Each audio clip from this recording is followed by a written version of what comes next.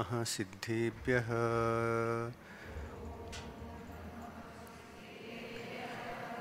ॐ नमः सिद्धेभ्यः।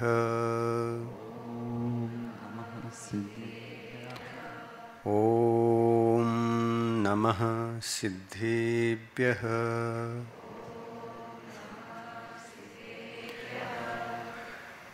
मोक्षमार्गस्य नेतारं भेत्तारं कर्मभूभृतां ज्ञातारं विश्वतत्त्वानां वन्दे तद्गुणलब्धये वन्दे तद्गुणलब्धये। अहिंसा परमो धर्म की जय हो। पंच परमिष्टि भगवान की जय हो। आचार्य गुरुवर श्री विद्यासागर मुनि महाराज की जय हो। संसार में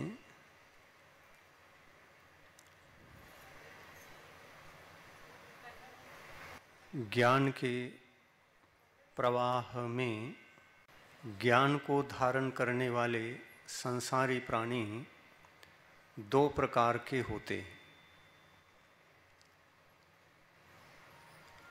एक वह वर्ग है जिन जीवों के पास ज्ञान होता है तो बहुत सीमित होता है। सीमित ज्ञान के साथ जीने वाले संसारी प्राणियों का एक वर्ग और असीम ज्ञान के साथ संसार जीवन को जीने वाला वह एक जीवों का वर्ग। इस प्रकार उपयोग की अपेक्षा से, क्योंकि अभीक्ष्ण ज्ञानोपयोग की बात चल रही है आज के दिन, उपयोग की अपेक्षा से यदि संसारी प्राणियों में विभाजन किया जाए तो दो ही प्रकार का विभाजन हो सकता है। एक वर्ग अल्पज्ञ होकर के बहुत सारे उपयोगों के साथ अपने ज्ञान के प्रवाह के साथ में जीवन जीते हैं। छद्मस्त जीवों के पास में एक नहीं, दो नहीं, तीन नहीं, बल्कि संख्या की अपेक्षा से संसारी जीवों के पास 11 प्रकार के उपयोग पाए जाते हैं। जो छद्मस्त हैं, क्षायोपशम ज्ञान के धारी हैं,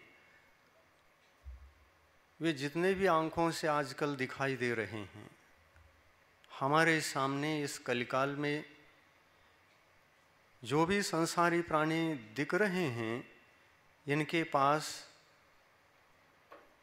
ज़्यादा से ज़्यादा दो उपयोग होते, तीन भी हो सकते हैं, कदाचित तीन भी हो, संभव है। किंतु एक सामुदायिक रूप से इस बात पर विचार किया जाए कि संसारी प्राणी और संसार अवस्था से मुक्त होकर के जिन्होंने परमात्म संज्ञा पाई है, परमात्म अवस्था प्राप्त कर ली है, वे भगवान हैं, फिर भी संसारी हैं। वे अरहंत हैं, फिर भी संसार का जीवन उनके साथ है, संसार जीवन से मुक्त नहीं हैं। वे गुणस्थानों में रहते हैं, इसलिए मुक्तात्मा नहीं कहला सकते।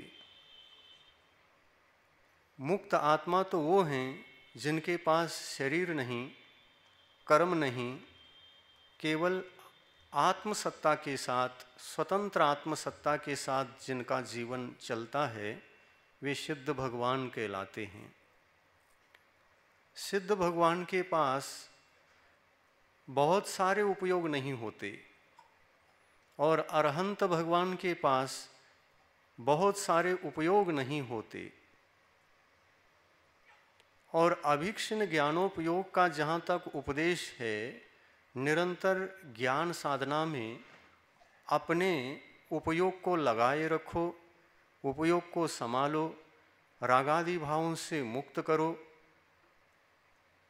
अधर्म परिणति से इस उपयोग को मुक्त करा करके धर्म परिणति में लगाए रखो, धर्म की आराधना करो, आत्म तत्व का चिंतन मनन करो, सच्चे देव शास्त्र गुरु की आराधना में इस उपयोग को लगाए रखो, उनके जो गुण होते हैं उन गुणों के चिंतन में इस उपयोग को लगाए रखो। यही अभीक्ष्ण ज्ञानोपयोग है। अभीक्ष्ण ज्ञानोपयोगी आत्मा दो प्रकार का हो सकता है। एक, जहां नहीं लगाना चाहिए उपयोग, वहां पर भी उपयोग लग सकता है, लग जाता है, तो वह उपयोग अनंत संसार को बढ़ाने वाला कहलाता है।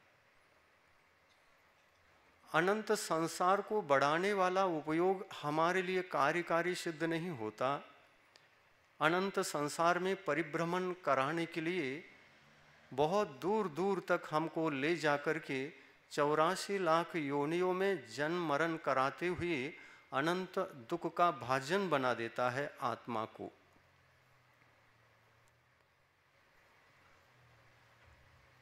उपयोग को संभालने की बात है, ज्ञानोपयोग को संभालना है, यही अभीक्ष्ण ज्ञानोपयोग है। संभालने का मतलब क्या, कैसे संभालना? ये जहाँ अनादिकाल से लगा हुआ है वहाँ से हटा करके किसी दूसरी जगह पर लगाना पड़ेगा।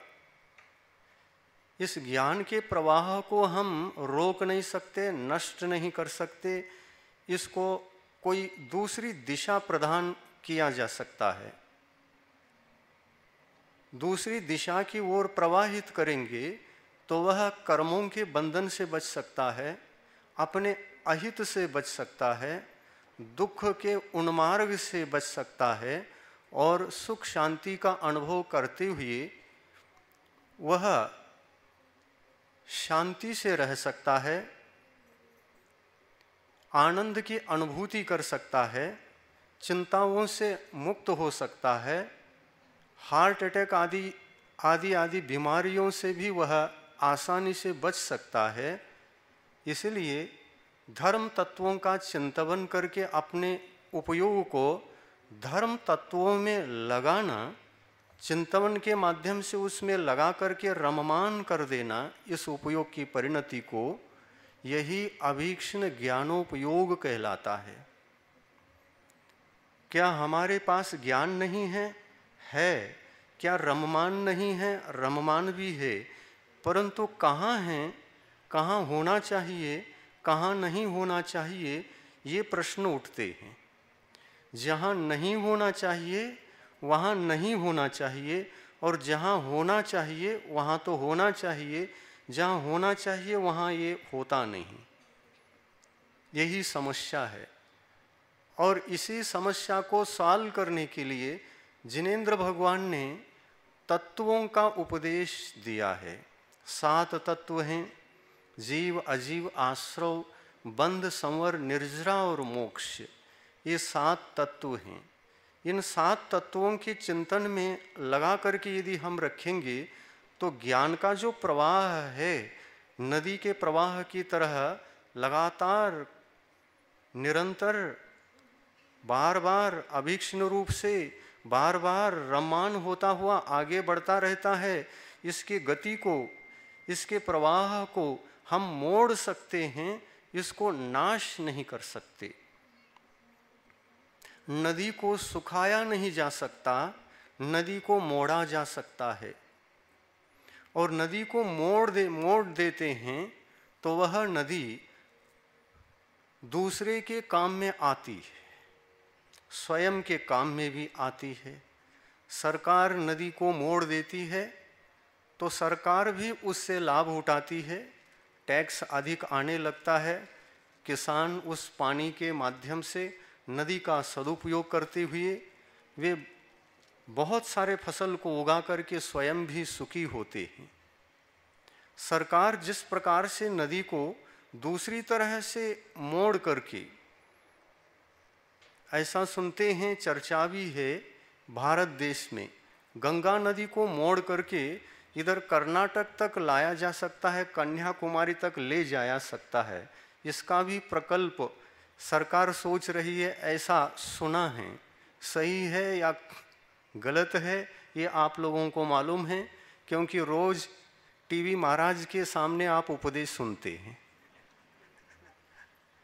टीवी भी महाराज है, लोग घंटों घंटों तक बैठ करके उस महाराज का उपदेश सुनते हैं और महाराज को उच्चासन पर रखते हैं। और आपके घर में मुनि महाराज का आहार हो जाए, आहार के पश्चात बैठने के लिए कुछ आसन वगैरह देते हैं, तो टीवी महाराज तो हमसे ऊंचे और हम महाराज नीचे। ये परिस्थिति हम देखते हैं। टीवी महाराज का भी उपदेश घंटों तक सुनते हैं और हम लोगों का भी उपदेश सुनते हैं। 5 मिनट महाराज कुछ उपदेश दो, इस प्रकार कह करके पाटा लगा देते हैं। वो पाटा तो 2 इंच ऊंचा और टीवी महाराज का आसन 5 फुट ऊंचा। तो महाराज कौन श्रेष्ठ हो गए यहाँ? जो उच्चासन पर ज़्यादा से ज़्यादा ऊंचाई पर होते हैं वो महाराज श्रेष्ठ हो गए। तो हम महाराज तो महाराज हैं, 2 इंच ही ऊपर रहते हैं। आपके घर में आते हैं तो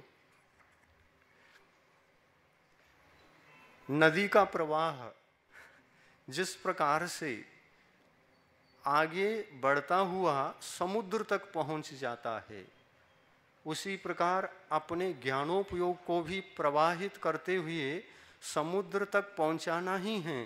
लेकिन जब तक यह समुद्र तक नहीं पहुंचता, बीच बीच में उसका सदुपयोग करने का उपदेश दिया है। इस प्रवाह को दूसरी जगह मोड़ दो, काम में आना चाहिए। काम में आ गया तो छद्मस्त अवस्था में आराधना होगी, धर्म की आराधना होगी। और इसका सदुपयोग नहीं करेंगे तो निरंतर यह जाती रहती है, नदी आगे बढ़ती ही रहती है और कहाँ कहाँ पहुँच करके लास्ट में कहाँ गिरती है? समुद्र में।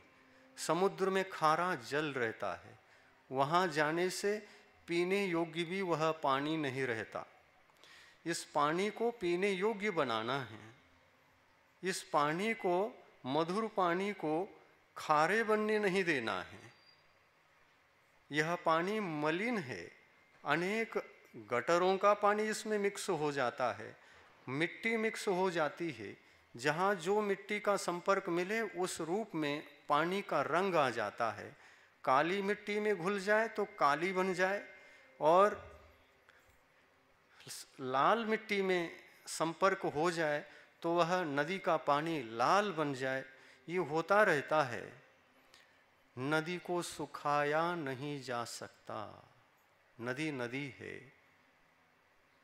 पहले भी थी, अभी है, भविष्य में भी रहेगी। उसको सुखाना संभव नहीं है, उसके गति को दूसरी ओर मोड़ना संभव है। हमें अपने उपयोग को भी नदी के तरह समझना चाहिए। यदि नदी के इस ज्ञान के प्रवाह को हम सही दिशा में मोड़ देते हैं तो 2 जगह की जगह 3 जगह मोड़ सकते हैं।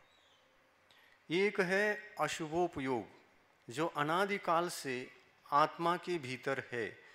यह ज्ञान प्रवाह अशुभ उपयोग के साथ यदि रहता है तो अधर्म के साथ रहता है, ऐसा समझना चाहिए।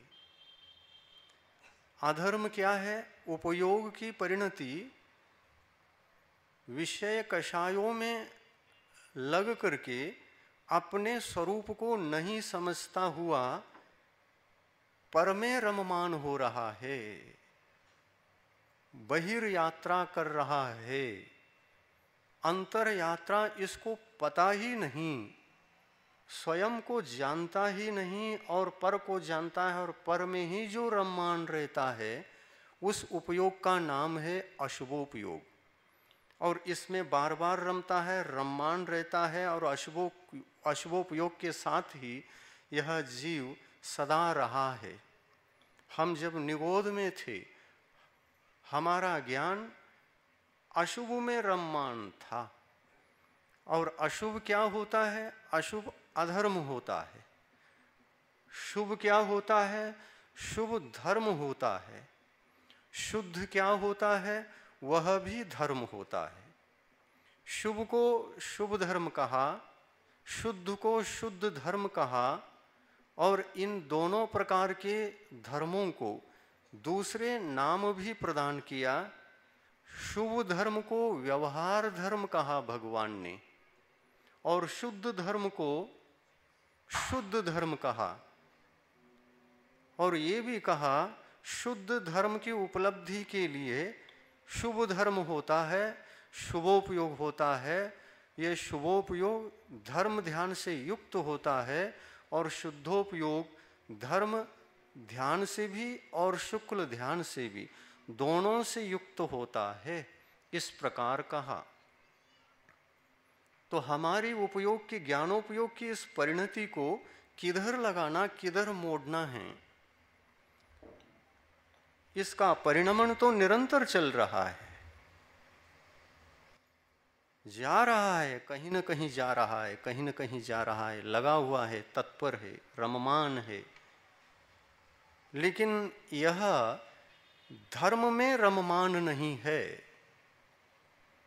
यह सच्चे देव शास्त्र गुरु के गुणों के चिंतन में रममान नहीं है।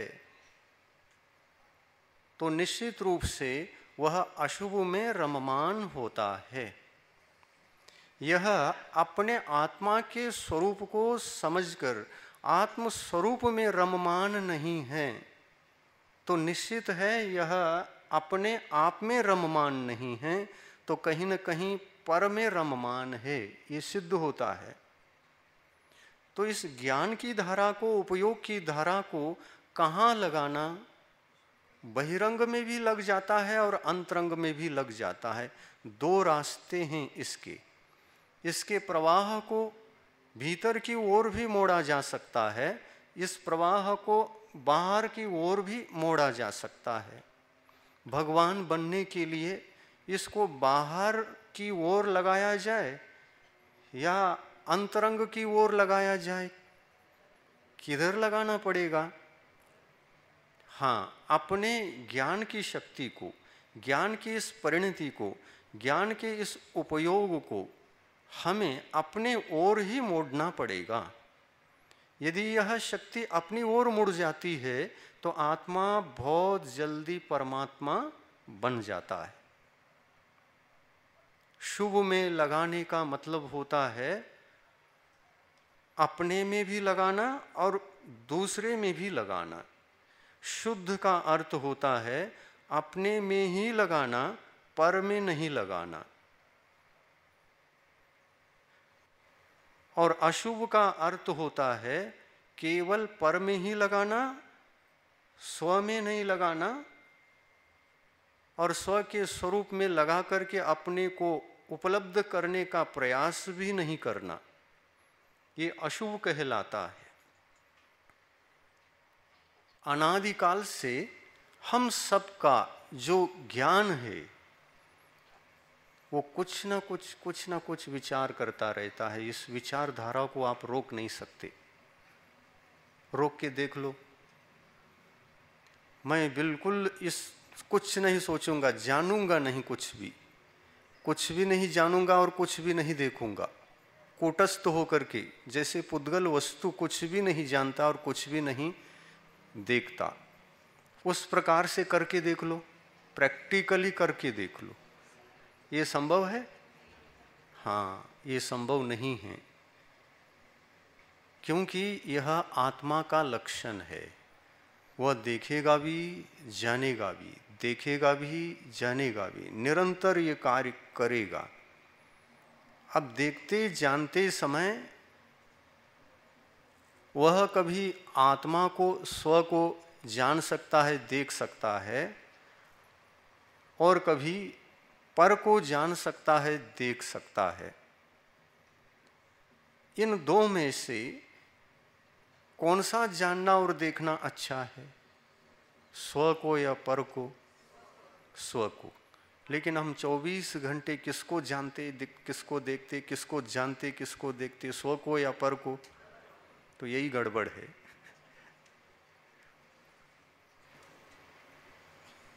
यह जो उपयोग की शक्ति है, ज्ञान की शक्ति है, पर को जानने देखने के लिए नहीं है, यह स्व को जानने और देखने के लिए है। लेकिन अनादिकालीन संस्कार हमारे ऐसे हो गए हैं, पर पर पर पर पर। किसके पीछे पड़ा हुआ है यह ज्ञान, ज्ञानोपयोग, ज्ञान की शक्ति, ज्ञान की ऊर्जा? किसके पीछे पड़ी हुई है ये ऊर्जा? पर के पीछे। पर में भी सबसे ज्यादा किसके पीछे? पुद्गल के पीछे या चेतन जीवों के पीछे? पुद्गल के पीछे। लोगों के पीछे नहीं लगा हुआ है जितना पुद्गल के पीछे लगा हुआ है। पुद्गल के पीछे लगा हुआ यह ज्ञानोपयोग इसलिए जड़ बन जाता है। जड़ के पीछे पड़ने वाला जड़ बन जाता है, क्योंकि इसको पता ही नहीं मैं कौन हूं, मेरी ये शक्ति कौन सी शक्ति है, मेरी यह ऊर्जा किस प्रकार की ऊर्जा है, इसको कहाँ लगाया जाता है, नहीं लगाया जाता है, इत्यादि ये बातें आत्मा को स्वयं को ही पता नहीं है। और ये सदा पर के पीछे पड़ा हुआ है, और ज़्यादा से ज़्यादा यह पुद्गल तत्व के पीछे ही पड़ता है, पड़ा हुआ रहता है। जीव के पीछे नहीं पड़ता, जीव को छोड़ देता है, लेकिन पुद्गल के पीछे सबसे ज़्यादा रहता है। रात दिन आप विचार करके देख लें, 24 घंटे में से कितने घंटे हमने जीव के संबंध में सोचा और कितने घंटे पुद्गल के बारे में सोचा। टैली करके देखेंगे तो पता लगता है हमने जड़ का ही चिंतन किया, जड़ को ही उपलब्ध करने के लिए बार बार पुरुषार्थ किया, उसी में रममान हो गया, उसी में रम गए। रात दिन किसके बारे में सोचता है?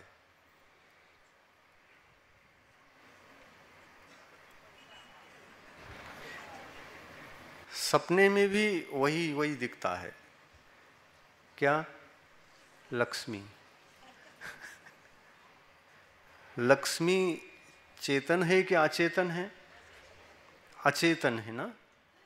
जड़ लक्ष्मी अचेतन है। अर्थ अर्थ अर्थ अर्थ अर्थ अर्थ अर्थ अर्थ अर्थ के पीछे पड़ा हुआ है। धन धन धन धन धन धन कहता हुआ दन दन दन भाग रहा है।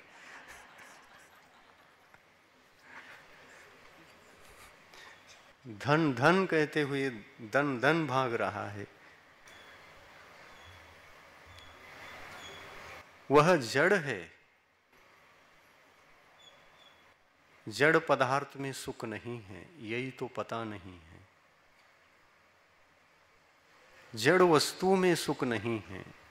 जिसको वह पाना चाहता है वह केवल एक ज्ञेय पदार्थ है। ज्ञेय पदार्थ में सुख नहीं होता, ज्ञाता तत्व में सुख होता है।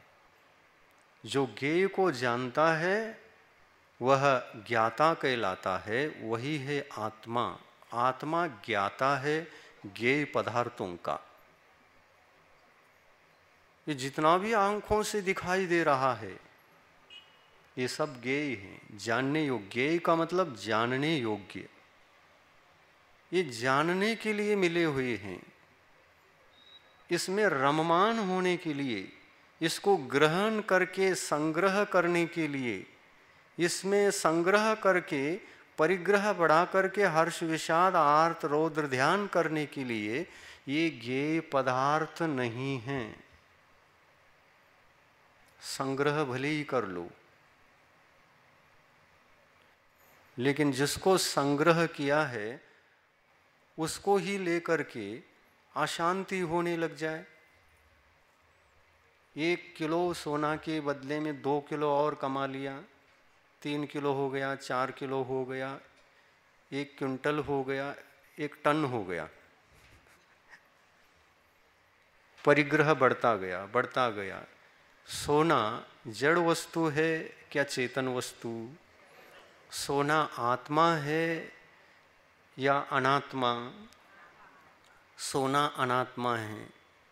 सोना 1 टन सोना घर में आ गया मान लो, आपको बहुत अच्छा लगता है, लेकिन वह सोना सोने देता है क्या? इसी कारण से उसका नाम सोना है। सोने को ही उड़ा देता है, वो नींद को ही उड़ा देता है, इसलिए उसका नाम सोना है। रात दिन उसकी चिंता में लग करके हम सो जाते हैं। थोड़ी नींद भी लगी तो सोने के रक्षा की चिंता में नींद लगी, और चोर आए और सोना को उठा करके ले जा रहे हैं, ऐसे सपना आया तो एकदम से और नींद खुल गई। घर में सोना रहेगा तो वो सोने ही नहीं देगा। जड़ वस्तु के पीछे यह आत्मा लगा हुआ है। इसी बात को अरहंत भगवान समझा रहे हैं, ऐसा मत करो। पुद्गल वस्तु न सुख रूप हैं, न इनमें सुख है। सुख को पुद्गल वस्तु के भीतर मत ढूंढना। सोना सुख के कारण यदि है तो नींद तो अच्छी तरह से आनी चाहिए थी। नींद करने वाला सुख चैन से सोता है क्या? नहीं, सुख चैन से सोता है। 1 तोला सोना है तो कम से कम 1 घंटा नींद आना चाहिए। 100 किलो सोना है तो 100 घंटे नींद आना चाहिए अच्छी तरह से। कभी चिंता नहीं होनी चाहिए। पर चिंता क्यों होती है उसका भी कारण है। क्या कारण है? चिंता इसलिए होती, ये तो जड़ है। जड़ वस्तु जड़ के लिए कुछ नहीं करता। जड़ वस्तु को उठाकर चेतन वस्तु दूसरा कोई ले गया तो वो समस्या है हमारे लिए। कोई चोर आएगा लूट करके ले जाएगा तो क्या होगा, इतनी बड़ी चिंता करता है। एक मोबाइल भी चला गया तो अंदर अंदर कैसा होता है देख लो। होता है कि नहीं? होता है। एक मोबाइल किसी ने उठा लिया, देख लेते हैं इनके भावों में क्या होता है क्या नहीं होता है, देखने के लिए उठाया। बाद में भले ही रख दिया कहीं पर और वो मिल भी गया, लेकिन जितने समय के लिए वो अभाव को प्राप्त हुआ उतने समय के लिए आत्मा को कैसे लगता है? एक दिन नींद नहीं आती। देखो ये नींद भंग हो रही है, आत्मा सुख चैन से नहीं है, शांति में नहीं है। खेद हो रहा है भीतर भीतर, कैसे चला गया, कैसा चला गया। ये जड़ की ही चिंता कर रहा है। चेतन होकर जड़ की चिंता करना यह ठीक है क्या? चेतन श्रेष्ठ है क्या जड़ श्रेष्ठ है? चेतना की उपासना करना चाहिए कि जड़ की उपासना करनी चाहिए? चेतना की उपासना करनी चाहिए। अब जड़ वस्तु को हमको आवश्यक है यह कहकर उसको प्राप्त भी करते हैं, संग्रह भी करते हैं। तो इसका संग्रह क्यों करना पड़ता है? किस उद्देश्य से इसको संग्रहित करना चाहिए? इसको इसलिए संग्रहित करना चाहिए कि मैं इसके बिना जी नहीं सकता।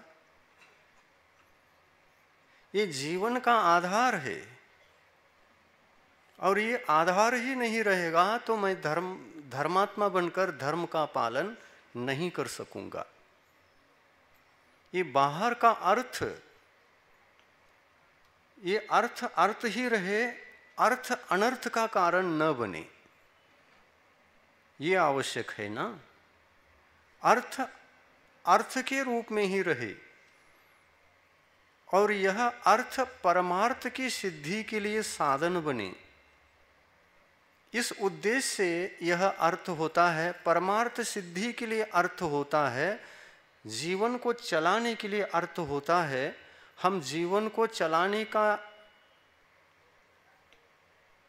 विषय छोड़ करके, चलाने के विषय को छोड़ करके हम उलझ जाते हैं, अपने को नहीं जान पाते, और जड़ को समझकर जानकर उसी में सुख है ये कल्पना करके उसको प्राप्त करने के लिए भागा दौड़ी होती है। उसमें जीवात्मा शांति का जीवन जी नहीं सकता। पर पदार्थ ही संसारी जीव को अशांत बनाते हैं, ये निश्चित बात है।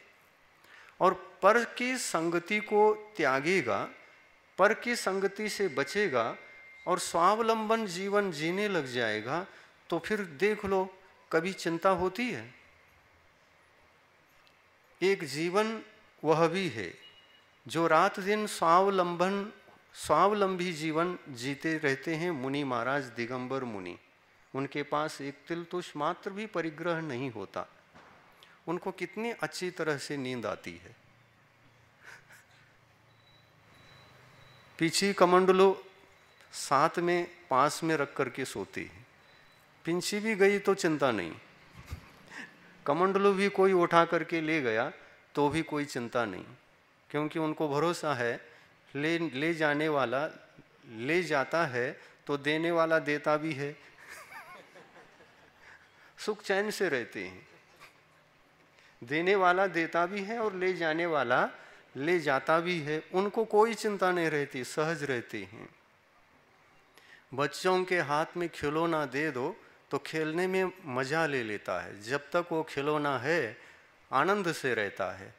और किसी ने छीन लिया और फिर देने वाले भी रहते ही है ना, कोई ना कोई आ करके दे देता है और वो पुनः खेलने लगता है।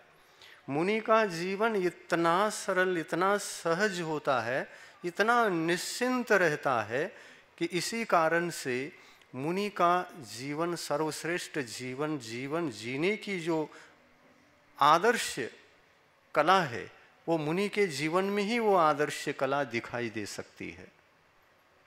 संसारी प्राणी इस जीवन को नहीं जी पाता। क्यों नहीं जी पा रहा है? जड़ वस्तुओं में वह सुख खोज रहा है प्रति समय, और ये जड़ वस्तु इस चेतन आत्मा के लिए, इस चेतन आत्मा के ज्ञानोपयोग के लिए, वो जड़ वस्तु केवल ज्ञेय है, जानने योग्य है, केवल जाना जाना चाहिए, जानना ही चाहिए, जानने के लिए हैं, जानने के लिए हैं और देखने के लिए हैं।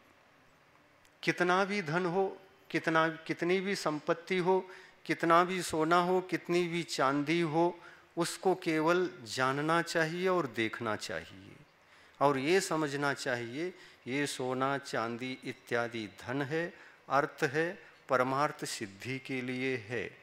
यही बार बार चिंतन करना चाहिए।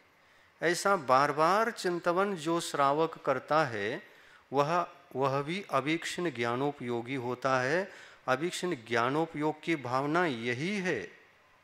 चौथे गुणस्थानवर्ती श्रावक सम्यक दृष्टि, सम्यक्तु को तो प्राप्त कर चुका है, 25 दोषों से रहित सम्यक दर्शन प्राप्त है, किंतु तीर्थंकर प्रकृति का बंद करना है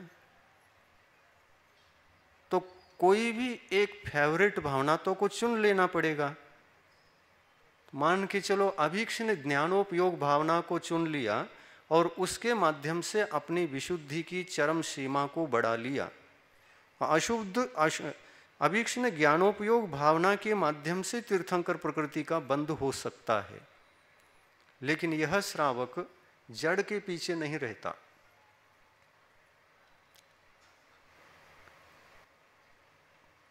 राजा श्रेणिक, उनकी जो फेवरेट भावना थी वो अलग थी। अभीक्ष्ण ज्ञानोपयोग के माध्यम से तीर्थंकर प्रकृति का बंध किसी ने किया हो तो ऐसा कोई उदाहरण पढ़ने को प्रथमान योग में नहीं मिलता।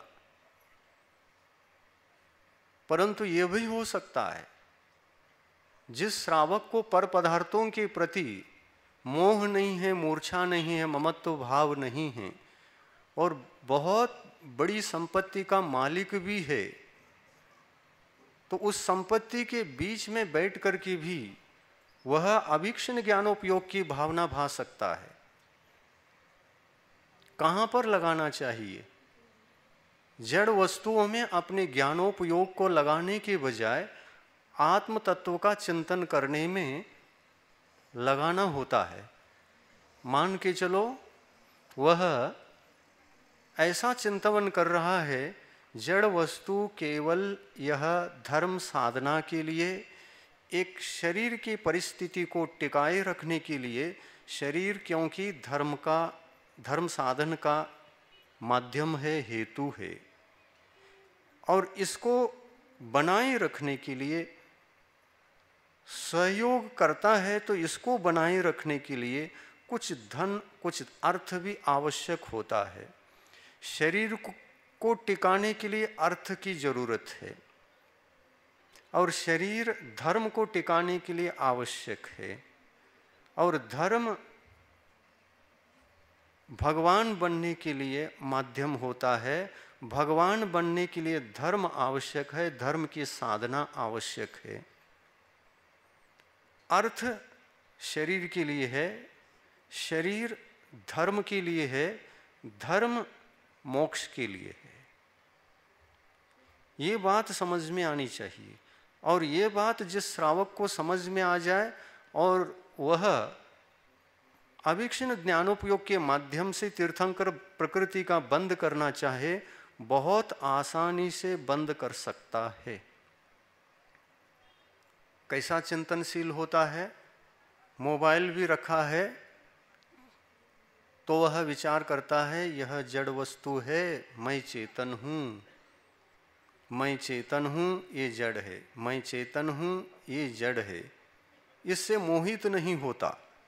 अपने उपयोग को विवेकपूर्ण ज्ञान के माध्यम से, उस भेद विज्ञान के माध्यम से अपने उपयोग को सदा संभालता रहता है।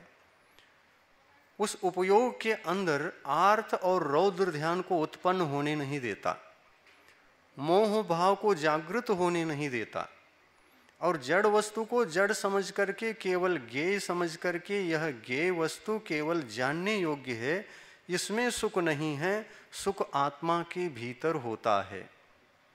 मुझे इसमें सुख नहीं ढूंढना, ज्ञेय पदार्थों में सुख नहीं ढूंढना, चेतन पदार्थ में आत्मा के भीतर, स्व आत्मा के भीतर सुख होता है, मुझे वहीं सुख को खोजना चाहिए।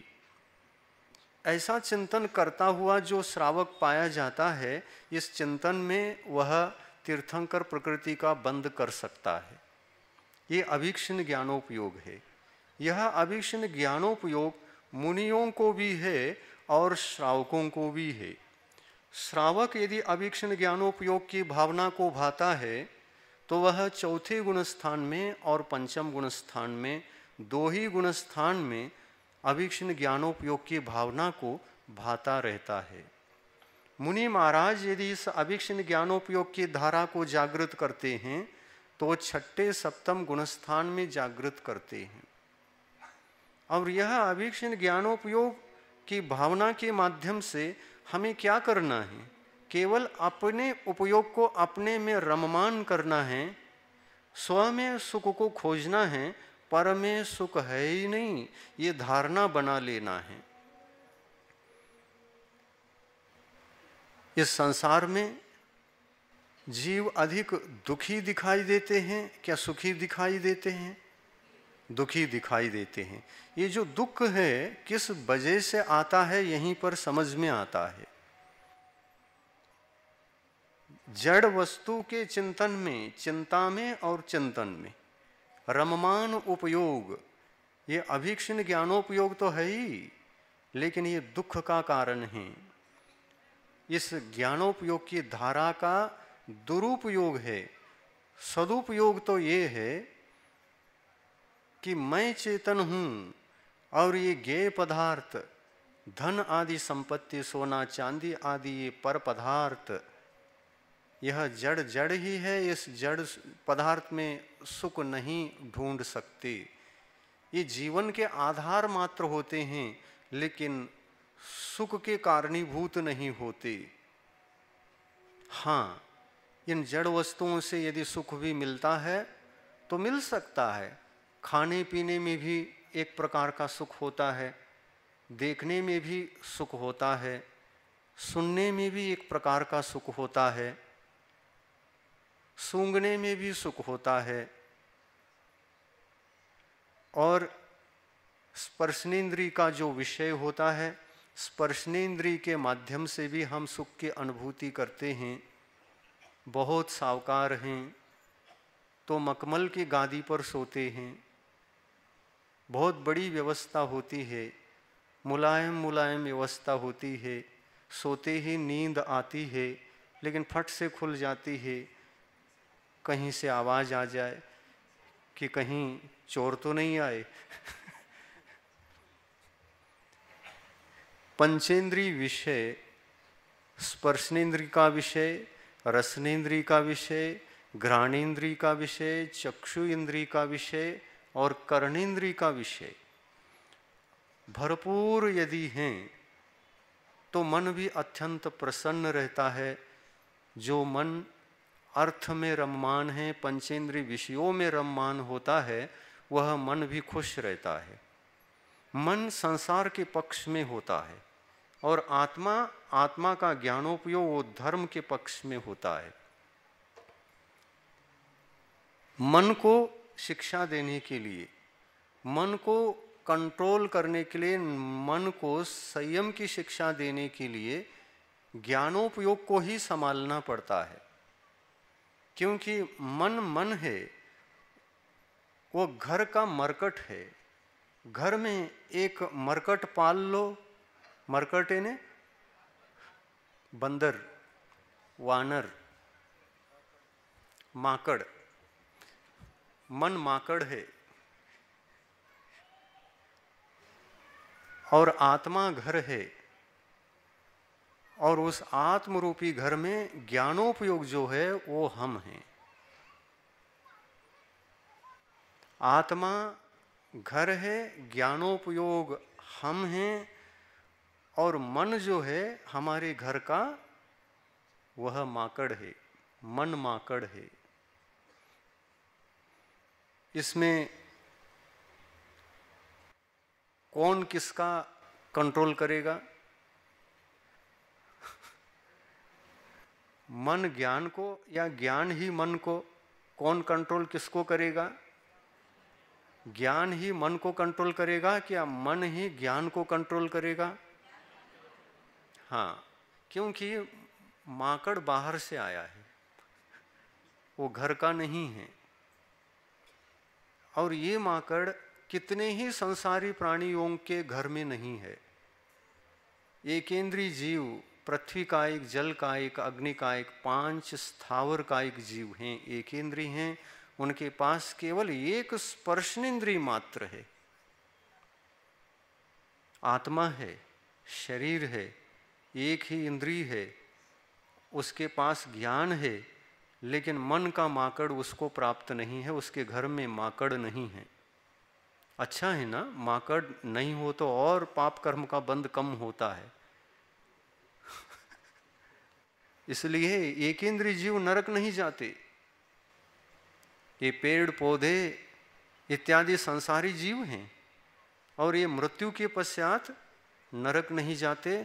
नरक भी नहीं जाते हैं तो स्वर्ग भी नहीं जाते। स्वर्ग जाने योग्य पुण्य नहीं हो पाता और नरक जाने योग्य पाप भी नहीं हो पाता, उनका जीवन सबसे अच्छा है। और हम लोगों का देखो, हमारा ज्ञानोपयोग रममान हो जाए, माकड़ को साथ में लेकर के ही रममान होता है।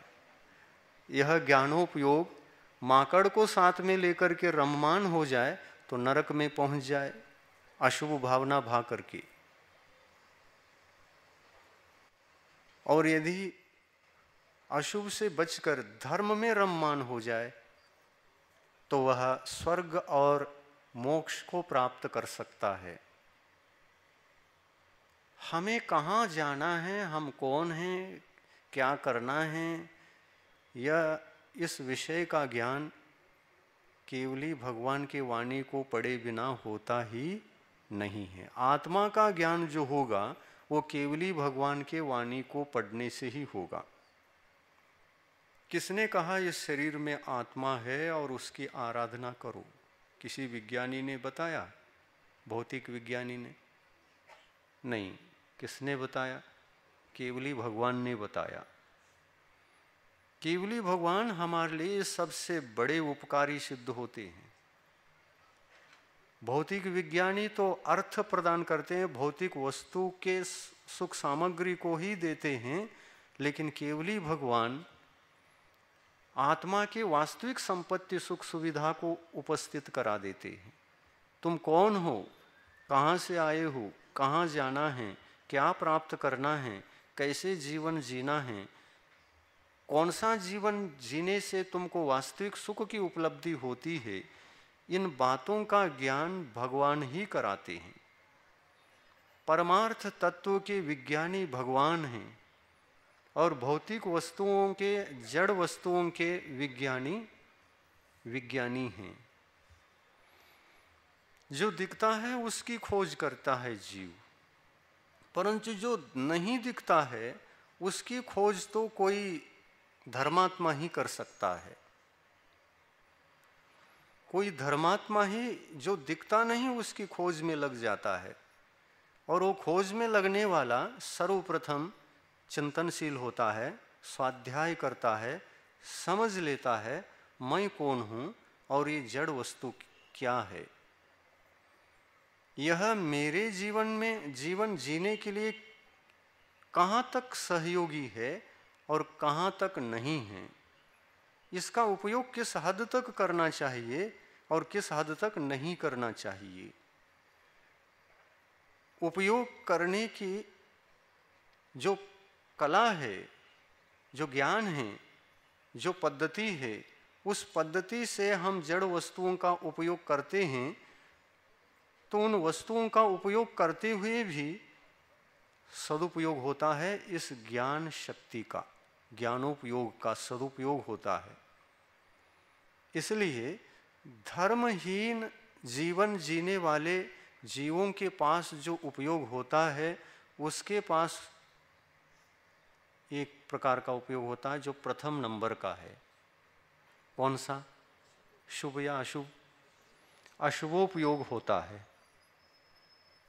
अशुभोपयोग वाले जितने भी संसार में जीव रहते हैं वे अधर्म में रममान रहते हैं। उनके पास भेद विज्ञान नहीं रहता, उनके पास मिथ्यात्व रहता है, सम्यक दर्शन नहीं रहता। उनके पास प्रथम गुणस्थान से तीसरे गुणस्थान तक के कोई एक गुणस्थान होता है, क्योंकि अशुभोपयोग वाले जीव पहले गुणस्थान से तीसरे गुणस्थान तक रहते हैं। शुभोपयोग को धारण करने वाले जीव चौथे गुणस्थान से लेकर सप्तम गुणस्थान तक रहते हैं। धर्म में रममान उपयोग को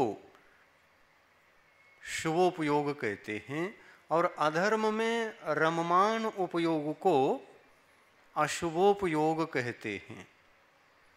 संसारी प्राणी सबसे ज़्यादा दुखी अशुभोपयोग के वजह से रहता है। यदि उस जीव को शुभोपयोग उपलब्ध हो जाए तो इतना दुखी नहीं हो सकता, सुखी हो जाता है। आंशिक सुखी तो होता ही है और पूर्ण सुखी होने के लिए फिर इस उपयोग की धारा को और ऊंचाई पर ले जाएंगे तो और वह सुखी हो सकता है। संसार में जितने भी ये संसारी प्राणी हैं, शरीरधारी हैं, इनके पास जो ज्ञानोपयोग होता है छद्मस्त अवस्था में क्षायोपशमिक ज्ञानोपयोग होता है, क्षायिक ज्ञानोपयोग नहीं रहता। क्षायोपशमिक ज्ञानोपयोग साधी शांत हुआ करता है। यह प्राप्त भी होता है तो नष्ट भी होता है, परंतु क्षायिक ज्ञानोपयोग एक बार प्राप्त होता है तो फिर वो नष्ट नहीं होता। इसलिए उसको हमको कहना चाहिए वह साधी अनंत काल तक रहने वाला उपयोग है। साधी यानी क्या? प्राप्त होना, ये साधी हुआ। पहले नहीं था, अब प्राप्त हो गया। पहले नहीं था, अब प्राप्त हो गया। ये आदि से सहित हो गया, इसलिए साधी। अब यह हमारे साथ कब तक रहेगा? यदि वह क्षायिक है, क्षायिक पर्याय वाला उपयोग है, तो वह अनंत काल तक साथ रहेगा। भगवान के पास जो ज्ञान की धारा है वह केवल ज्ञानोपयोग रूप है, और वह केवल ज्ञानोपयोग भी ज्ञानोपयोग है, ऊर्जा है, शक्ति है, अनंत शक्ति है, प्राप्त हुआ है लेकिन मिटने वाला नहीं है। प्राप्त हो चुकने के बाद कभी मिटता नहीं है। और यह धर्म साधना रूप ज्ञानोपयोग, धर्म ध्यान और शुक्ल ध्यान, धर्म ध्यान और शुक्ल ध्यान, जब तक ये छद्मस्त जीव के जीवन में रहते हैं और इन धर्म ध्यान शुक्ल ध्यान में वो रममान होता है, वह अभीक्ष्ण ज्ञानोपयोगी कहलाता है। शुभोपयोग के साथ रममान रहना भी अभीक्ष्ण ज्ञानोपयोग है, क्योंकि हमने अशुभ से हटा करके शुभ में ही रखा, उधर जाने नहीं दिया। शुभ में ही रखा और शुभ में रख करके उस ओर न जाने देने के लिए कुछ हमने और आधार बना लिया। क्या आधार बना लिया? जो धर्म हैं, धर्मात्मा हैं, धर्म को धारण करने वाले जो धर्मात्मा हैं, उन धर्मात्माओं के गुणों के चिंतन में इस ज्ञान की धारा को लगा दिया। साधु परमिष्टि हैं, उपाध्याय परमिष्टि हैं, आचार्य परमिष्टि हैं और अरहंत सिद्ध परमिष्टि, पंच परमिष्टि हैं। इनके आत्मा में गुण होते हैं क्या? नहीं होते हैं। अरहंत भगवान तो 18 दोषों से मुक्त हैं।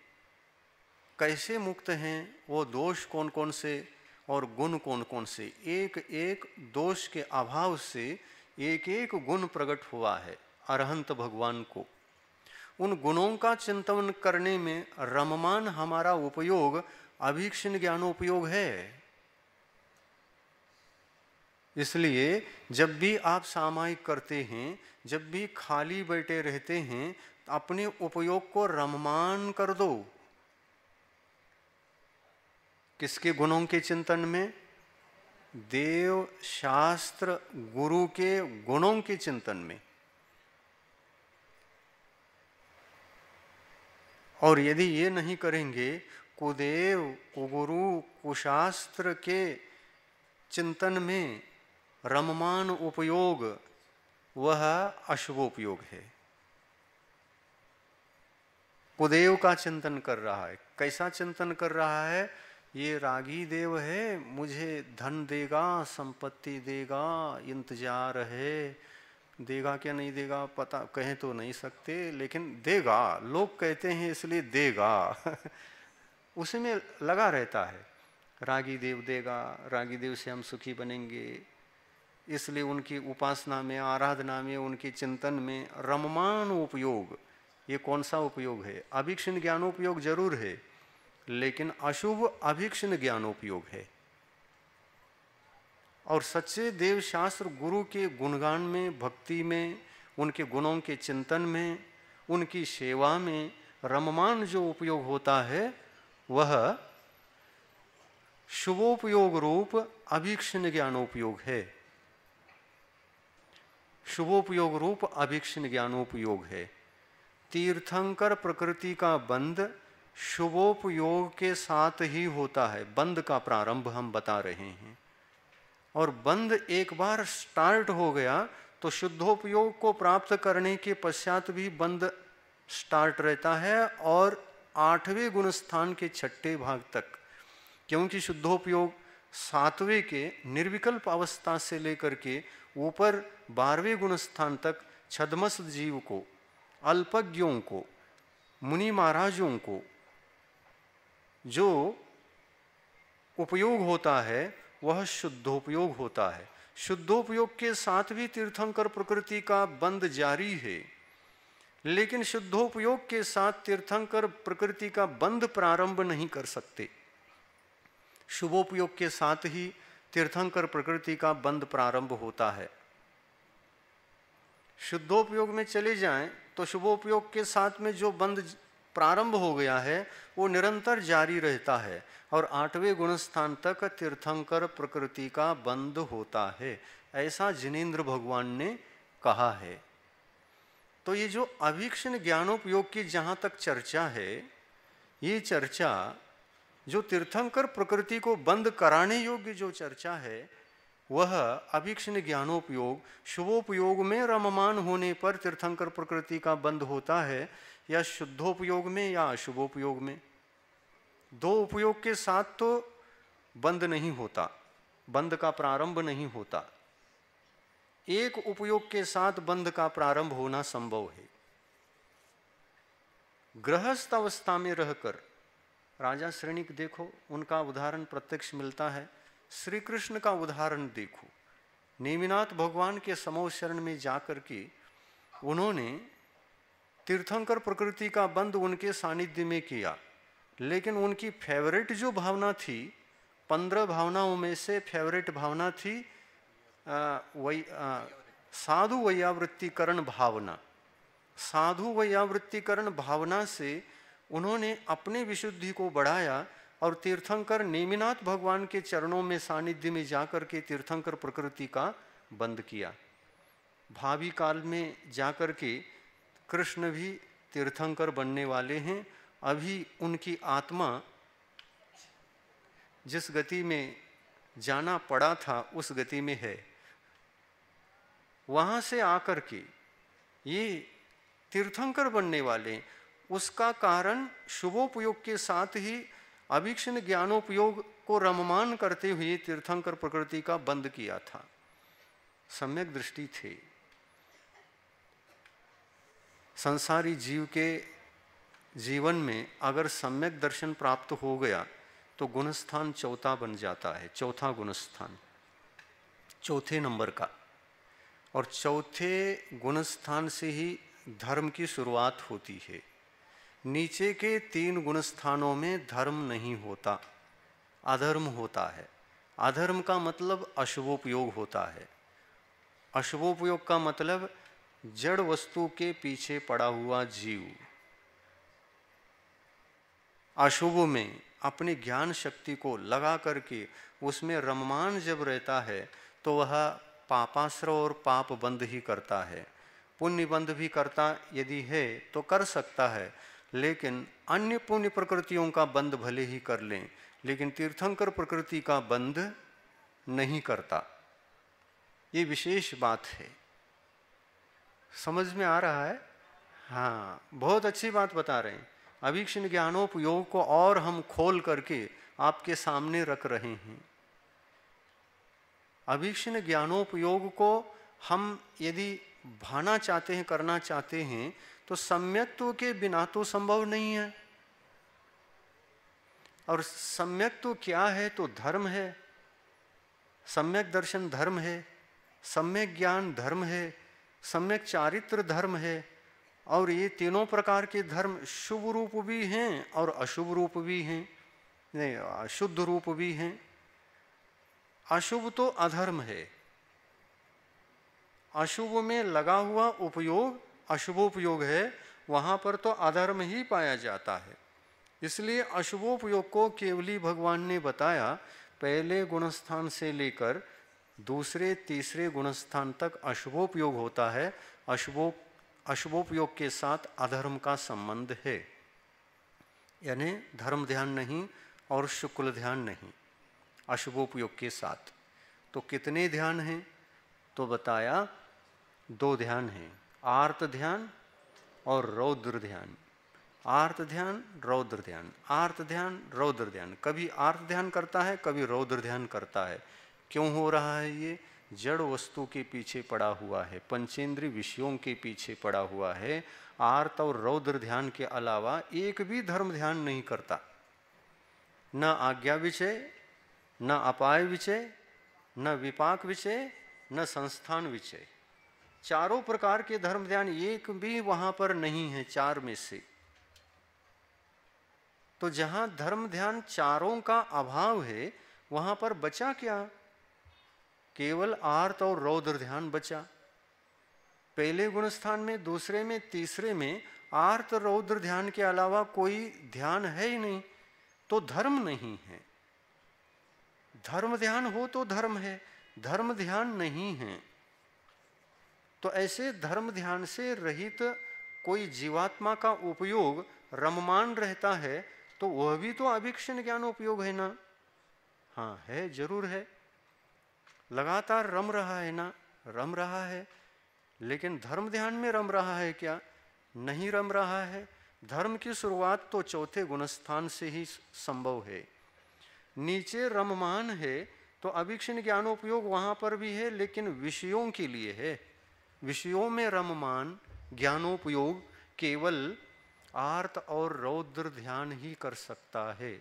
इसी कारण ये अशुभ होने से मिथ्या दृष्टि जीव को तीर्थंकर प्रकृति का बंध मिथ्यात्व के उदय के साथ पहले, दूसरे, तीसरे गुणस्थान में नहीं होता है, ऐसा भगवान ने उपदेश दिया है।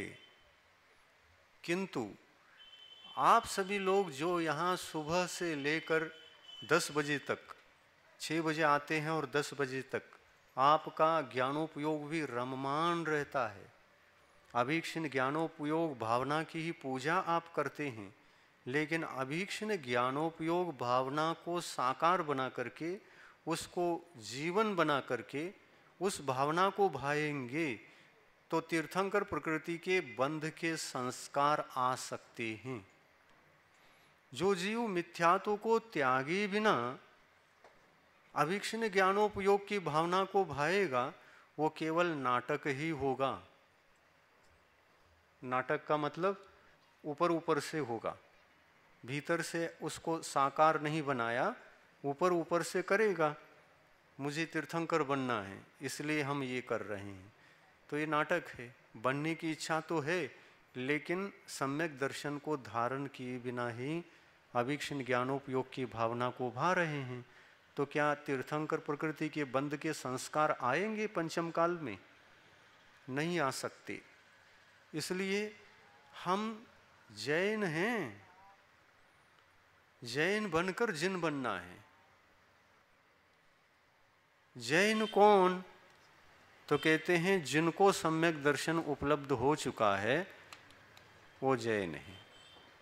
पहले, दूसरे और तीसरे गुणस्थान में कोई भी जीवात्मा जैन नहीं होता। सही है कि नहीं? बिल्कुल गुणस्थान से घटित कर रहा हूं, समझो तो सही उसको। पहले, दूसरे, तीसरे गुणस्थान में जीव जैन नहीं रहते, न जिन रहते हैं। जिन बनने से पहले जैन बनना पड़ता है, और जैन बनने के लिए चौथे गुणस्थान को स्वीकार करना पड़ता है। चौथे गुणस्थान को स्वीकार करने के लिए सच्चे देवशास्त्र गुरु की आराधना करनी पड़ती है। सच्चे देवशास्त्र गुरु की आराधना तो एकमात्र बाह्य साधन है, लेकिन आत्म साधना के लिए आत्मा को साधना है, आत्म पुरुषार्थ करना है। इसलिए सच्चे देवशास्त्र गुरु हमारे सामने चाहिए, क्योंकि वो आत्मा के आराधक हैं, वो प्रैक्टिकली आत्म साधना कर रहे हैं। तो आत्म साधना का बोध सच्चे देवशास्त्र गुरु के माध्यम से ही प्राप्त हो सकना संभव है। इसलिए सच्चे देव शास्त्र को तो आत्म आराधक होने से उनके शरण में जाना पड़ता है, क्योंकि वहीं से हमको कुछ सीखने के लिए और समझने के लिए अवसर प्राप्त होता है। आप यहाँ पर समूह शरण में आते ही कुछ सीखने समझने के लिए विषय मिला क्या नहीं मिला? मिला। समूह शरण को देख करके कैसा लगा? हाँ, सच्चे भगवान महावीर का समूह शरण ऐसा ही होता होगा और ऐसा ही था। और यहाँ पर आनंद आने लगा, आपका ज्ञानोपयोग रममान हो गया, और रममान होते होते मुझे भी ऐसे ही भगवान बनना है, ये बोध तो भगवान के सामने आने पर ही मिला ना। और महाराजों का उपदेश सुन करके आप लोगों को भगवान का स्वरूप समझ में आया, आत्मा का स्वरूप समझ में आया, और क्या कर्तव्य क्या अकर्तव्य, क्या धर्म क्या अधर्म, क्या पुण्य क्या पाप, ये रास्ता पता चल गया, ये विषय पता चल गया। तो आप लोगों को हेयोपादे का ज्ञान गुरुओं के माध्यम से मिला, इसलिए गुरु की शरण में आना आवश्यक माना गया है, क्योंकि गुरु ही रास्ता बता सकते हैं आत्मा को। इस रास्ते पर चल करके जब हम सम्यक दर्शन को प्राप्त करते हैं तो देव शास्त्र गुरु के निमित्त से सम्यक दर्शन की उपलब्धि होती है, और देव शास्त्र गुरु की शरण से सम्यक दर्शन उपलब्ध हो गया तो आपका उपयोग जहाँ रममान था अनादिकाल से, वहाँ से हट करके उस आर्त और रौद्र ध्यान से वहाँ से हट करके धर्म ध्यान में लगने लगा। सर्वप्रथम धर्म ध्यान में ही इस ज्ञानोपयोग को रममान करना पड़ता है, इसको सम्यक दर्शन दिलाना पड़ता है, सम्यक ज्ञान दिलाना पड़ता है। इस ज्ञानोपयोग को, इसके प्रवाह को सच्चे देव शास्त्र गुरु की आराधना की ओर मोड़ना पड़ता है, तब कहीं जाकर के एक फेवरेट भावना हमारे लिए उपलब्ध हो जाता है। अवीक्षण ज्ञानोपयोग, ये फेवरेट भावना है। समय हो गया है, कम पड़ गया।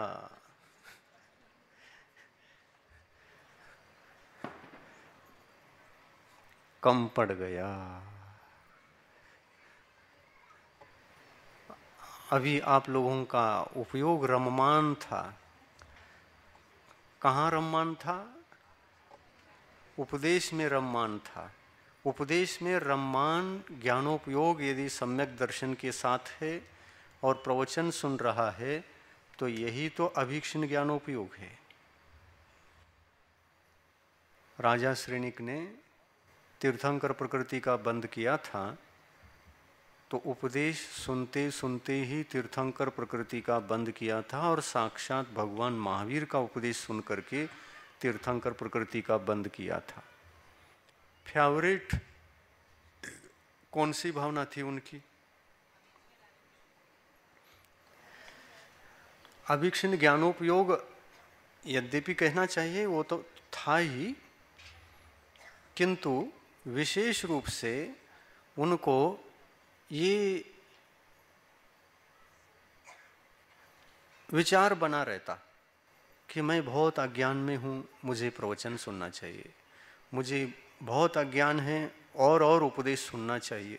रोज रोज भगवान महावीर के समूह शरण में जाकर भगवान महावीर के प्रवचन को सुना।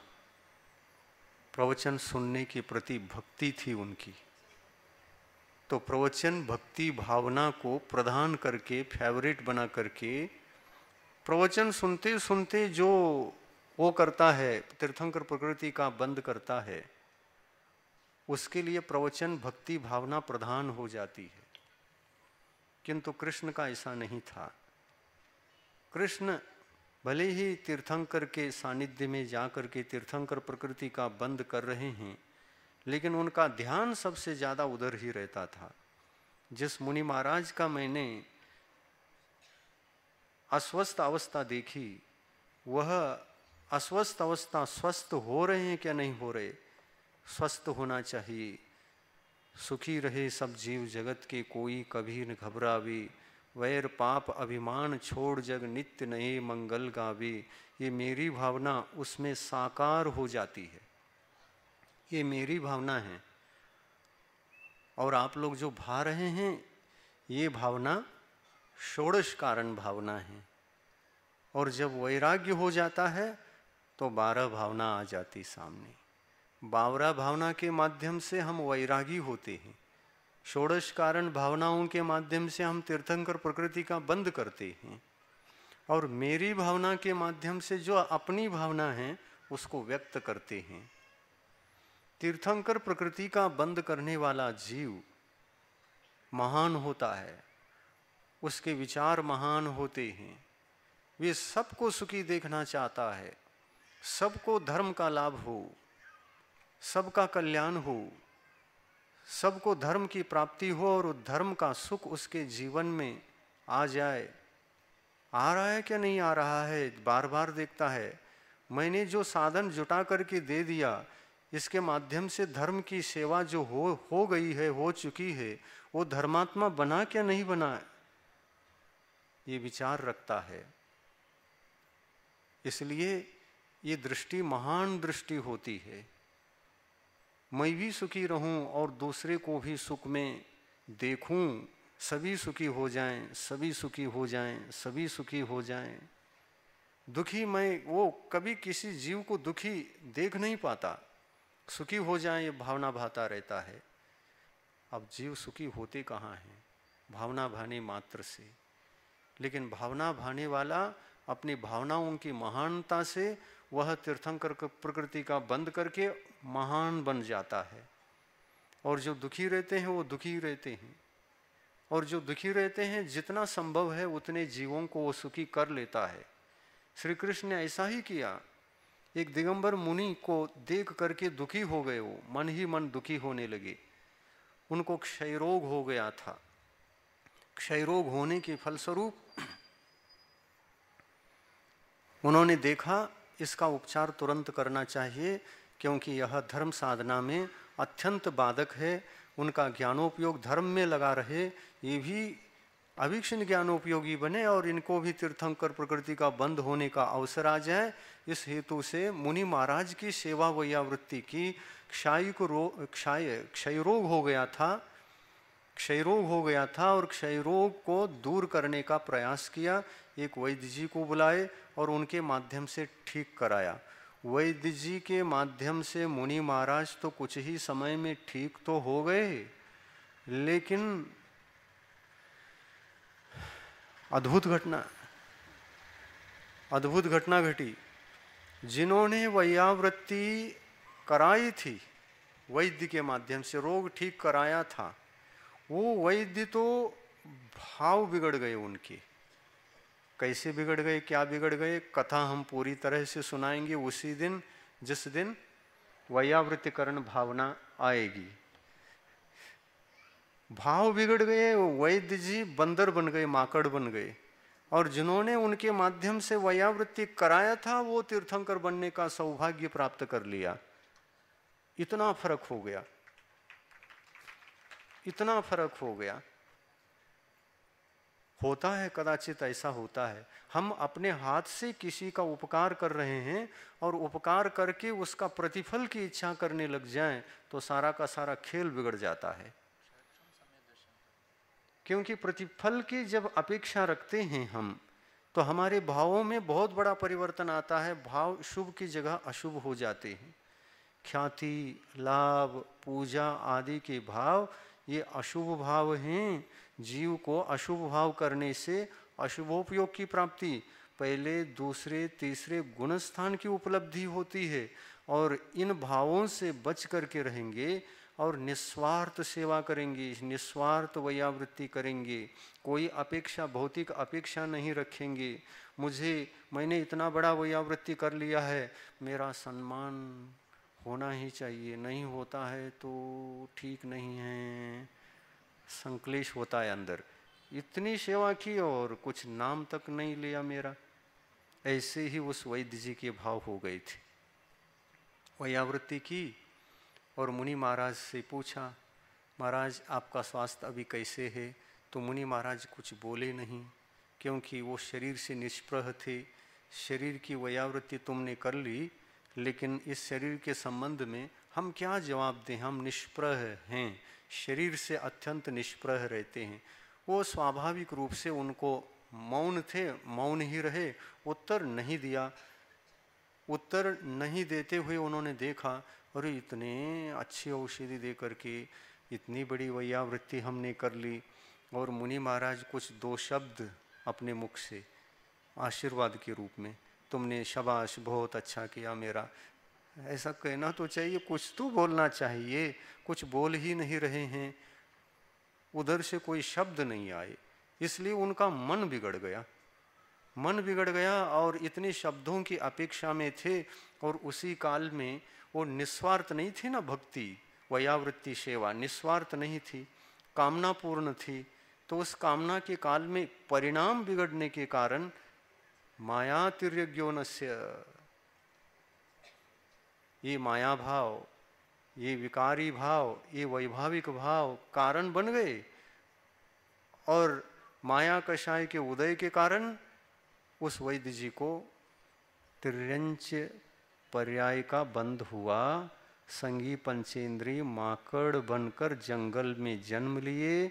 जहाँ पर मुनि महाराज तपस्या करते थे वहीं के जंगल में, और वहीं पर उसी स्थान पर वैद्य जी से माकड़ बन गए। अब वह माकड़ जन्म लेने के पश्चात पेड़ों पर, पेड़ की शाखाओं पर खेल कूदने लगा सभी बंदरों के साथ, सभी बंदरों के साथ खेल कूदने लगा।